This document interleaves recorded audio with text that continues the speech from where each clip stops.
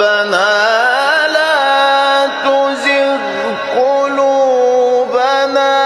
بعد إذ هديتنا وهب لنا من لدنك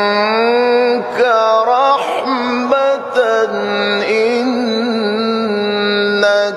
أنت